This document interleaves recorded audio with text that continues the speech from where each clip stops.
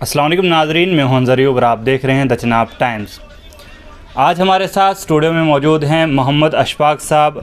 एक नामवर साफ़ी खिता चनाब के हैं और ख़ास करके जो ज़िला किश्तवाड़ की बात अगर हम करें, ज़िला किश्तवाड़ के काफ़ी सारे मसाइल जो हैं इनके ज़रिए काफ़ी इनकी खबरें रहती है ज़िला किश्तवाड़ के ऊपर।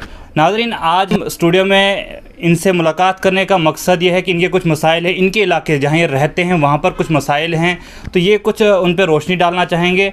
अशफाक साहब, सबसे पहले आप हमें बताएं कि जो आपका इलाका पड़ता है कि वहाँ पर क्या मसाइल हैं और आपको क्या परेशानियाँ आ रही हैं वहाँ पर। सबसे पहले मैं आपका शुक्रिया अदा करूं, तो उसके अलावा मैं आपको बताना चाहूँगा, जो आपने मसाइल की बात की, तो हमारे इलाके में मसाइल ही मसाइल है। कोई भी ऐसी चीज़ नहीं है जिसमें मसला दरपेश ना हो, चाहे सड़क हो, चाहे पानी हो, चाहे बिजली हो, सब का मसला हमें हमेशा दरपेश रहता है। तो उनमें से जो वो मसाइल हैं वो वक्तन फ़वक्तन हल होते रहते हैं, लेकिन जो सबसे बड़ा मसला है वो है पंचायत राज का।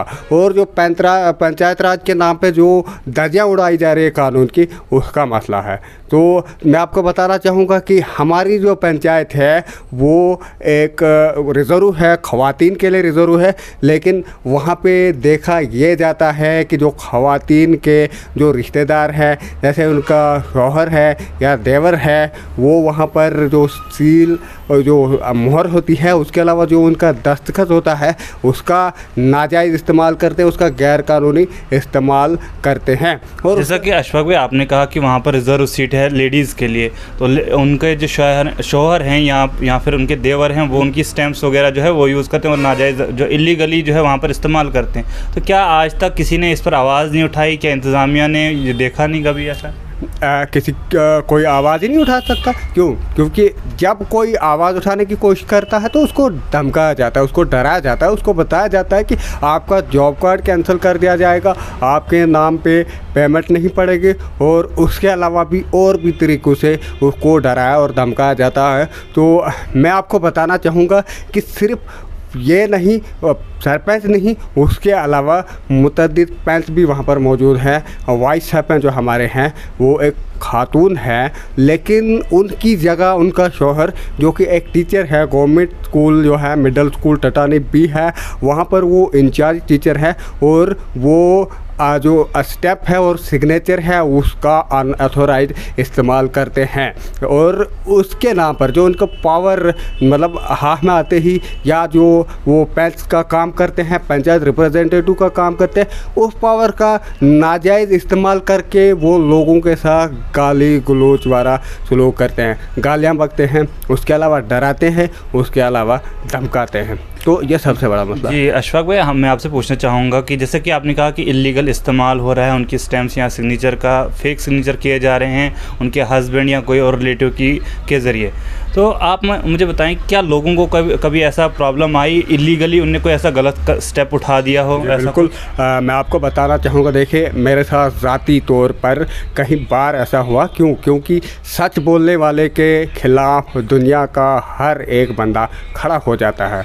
तो मैं आपको बताऊंगा कि मैं सच पर कायम हूं, और मेरे ही साथ आज ऐसा हुआ। ये आज की बात भी नहीं है, इससे पहले की बात है, और आज भी ऐसा हुआ। मैं आपको बताना चाहूँगा कि एक बार मुझे करैक्टर सर्टिफिकेट की ज़रूरत थी, उसके लिए मुझे सरपंच का सिग्नेचर चाहिए था, लेकिन सरपंच ने मुझे नाकू चन्ने चुभवाए, उन्होंने मुझे सामने आकर सिग्नेचर नहीं दिया। उसके अलावा आज की अगर मैं बात करूं, जो पीएचई के डेली वेगर है उनकी एक लिस्ट है, और वो लिस्ट हमने फाइनल करके उनसे मार्क करवानी थी सरपंच साहब से, लेकिन वहाँ पे उन्होंने ये बहाना लगाया कि ये जो लोग हैं, ये जो डेली वेगर है, मुलाजिम है, ये ड्यूटी नहीं देते। मैं उनसे पूछना चाहता हूँ कि जब ये ड्यूटी नहीं देते हैं तो उनकी ड्यूटी कहाँ जाती है? वो जो लाखों और करोड़ों का गफला वहाँ पे कर रहे हैं 14 FC में, चाहे मनरेगा में हो, चाहे दूसरे जो काम है उनमें, जब वो गफले कर रहे हैं, इतनी बड़ी तादाद में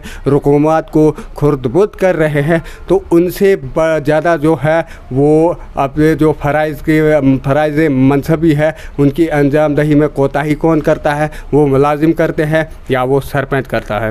नहीं अशफाक भाई, जैसे कि उन्होंने कहा कि जो HR में मुलाजिम है, जैसे कि PHE वाले जो डेली वेजर मुलाजिम हैं, क्या उन्होंने कहा कि वो काम नहीं करते हैं? तो हमें तो फ़िलहाल कोई इतनी बड़ी शिकायत HR की तरफ से या मतलब कि ये HR वाले काम नहीं करते, ऐसी कोई शिकायत मौसूल नहीं है? क्या आपको कभी ऐसी कंप्लेंट वगैरह आई? बिल्कुल भी नहीं, कंप्लेंट कैसी आनी थी, क्योंकि वो जो HR वाले हैं बेचारे, न तो उनको तनख्वाह मिल रही है और 20 साल से वो दर बदर भटक रहे हैं, उनको दर बदर की ठोकरें खानी पड़ रही है। कोई उनकी जो रेगुलराइजेशन पॉलिसी है, उनको मुस्तकिल करने की पॉलिसी है, वो लगातार नाकाम हो रही है, नहीं दिया जा रहा है। और इसके अलावा उनको तनख्वाह भी कभी नहीं मिलती, लेकिन फिर भी वो लोग जान जोखिम में डालकर, अपनी जान हथेली पर लेकर बारिश के मौसम में, बर्फ़बारी के मौसम में हमें पानी मुहैया करते हैं। तो क्या एक सरपंच को इतनी अथॉरिटी है कि वो किसी मुलाजिम को ये कह सके? क्या उसको अथॉरिटी है? मैं यही सबसे पूछना चाहता हूँ, मैं इंतज़ामिया से पूछना चाहता हूँ कि कौन सी अथॉरिटी सरपंच की, हालांकि पहले तो वो सरपंच है ही नहीं, वो सरपंच है, मैं कहता हूँ कि सिरे से वो सरपंच नहीं, क्योंकि उसके खिलाफ प्रूफ है मेरे पास। मैं विद प्रूफ कहता हूँ कि वो जो सील एंड सिग्नेचर है, अपनी जो उनकी भाभी है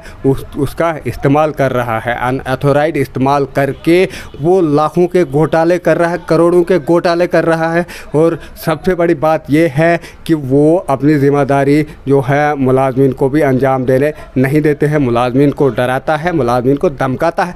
मैं पूछना चाहता हूँ, जिन्होंने वुमेन एम्पावरमेंट एक्ट को नाफिज किया था, जो हमारे कानून नाफिज करने वाले इदारे हैं, तो वो इसकी तहकीकात क्यों नहीं करते और इन लोगों के खिलाफ कार्रवाई क्यों नहीं करते? मेरा तो सबसे बड़ा सवाल यही है। उसके अलावा मैं एक बात और आपके गोशेगुजार कराना चाहूँगा कि अगर वो लोग किसी खातून का हक छीन लेते हैं, उसके हाथ से कलम छीन लेते हैं, तो क्या ये वुमेन एम्पावरमेंट एक्ट जो है उसकी धज्जियाँ नहीं उड़ाई जा रही है? उसके खिलाफ उसकी जो वो लोग हैं, क्या उनके खिलाफ कार्रवाई नहीं हो सकती है? अशफाक भाई, आपसे आप दूसरे मुद्दे पे भी बात करना चाहेंगे। जैसे कि रिसेंटली जो है यूथ क्लब बनाए गए, हर पंचायत में, टाउन्स में, हर जगह जो है यूथ क्लब बनाए गए, हर वार्ड से जो है बच्चे जो जवान हैं वॉलंटियरली उसमें हिस्सा ले रहे हैं। लेकिन जैसा कि कहा जाता था कि वार्ड मेंबर्स को जो है वो दिया गया है कि वार्ड मेंबर्स अपनी अपनी लिस्ट देंगे, आगे जो है सबमिट करेंगे। लेकिन हर जगह से कंप्लेंट्स आई हमें। आपकी पंचायत में कोई कंप्लेंट, आपकी पंचायत से भी एक कंप्लेंट आई थी कि वहाँ पर सिर्फ 3 बंदों के नाम जो है दिए गए हैं, जबकि एक उस नोटिफिकेशन के मुताबिक उसका जो है रेशो है 3:2, मतलब 3 लड़के अगर होंगे तो 2 लड़कियाँ भी होनी चाहिए। तो क्या वहाँ पर ये रेशो मतलब फॉलो हो रहा है? उस मुद्दे पर क्या कहेंगे आप? बिल्कुल भी नहीं, बिल्कुल भी फॉलो नहीं हुआ, किसी को पता ही नहीं है। अपने जो घर वाले जो अपने ख़ास रिश्तेदार हैं उनके नाम रातों रात हमें अंधेरे में रखकर, दूसरे नौजवानों को अंधेरे में रखकर उन्होंने उनकी एक लिस्ट तरतीब दी, वो तहसीलदार साहब को फॉरवर्ड की। मैं तहसीलदार साहब के पास गया, तहसीलदार धर्मशाला के पास गया, मैंने उनसे पूछा कि वो लिस्ट कहाँ गई, कहाँ से आई?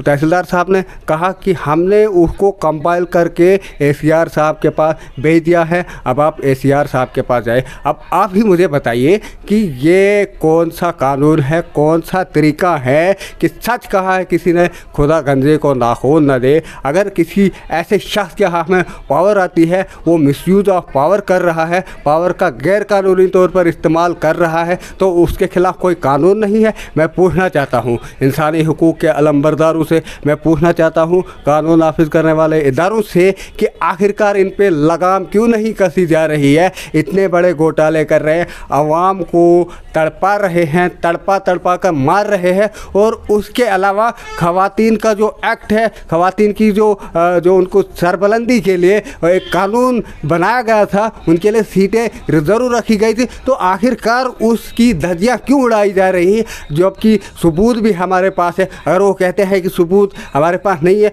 सबूत हम मुहैया करेंगे, हम उनको बताएंगे कि किस तरह से वो इस कानून की धज्जियाँ, फिर ये रिजर्व क्यों रखी जाती है सीटें। ये मेरी समझ से बालातर है कि अगर फिर उन्हीं को काम करना होता है, जो मर्द हजरात हैं उन्हीं को काम करना होता है उठ के, फिर ये सीटें रिजर्व क्यों रखी जाती है? तो फिर ये कानून क्यों बनाया गया है? फिर ये कानून ही ख़त्म क्यों नहीं कर दिया जाता? क्योंकि आप देख रहे हैं कि अक्सर, मैं सिर्फ अपनी पंचायत की बात नहीं करूँगा, मैं पूरे ब्लॉक द्राबशाला की बात करूँगा कि जहाँ पर भी कोई जो रिजर्व सीट है वुमेन के लिए, ख्वातीन के लिए, वहाँ पर मर्द हजरात अपना जो डेरा है जमाए बैठे हैं, कुंडली लगाए बैठे हैं वहाँ पर सांप की तरह, और वहाँ पर जो है रकूमात में खुर्द-बुर्द कर रहे हैं, गरीबों को सता रहे हैं, गरीबों को सुन नहीं रहे हैं, मनरेगा के नाम पे आने वाली रकूमात को खुर्द-बुर्द कर रहे हैं, और उसके अलावा जो 14 FC में काम आते हैं उनका खुर्द-बुर्द करें, और उसके अलावा जो सरकारी मुलाजमीन हैं जो बरसों से अपने फ़राइज़ अंजाम दे रहे हैं उनके ख़िलाफ़ दोहस का इस्तेमाल करते हैं, दोहस जमाने की कोशिश करते हैं उन पर। अशफाक भाई, आप आखिर में पूछना चाहूँगा कि क्या मैसेज रहेगा इंतज़ामिया से और लोगों से?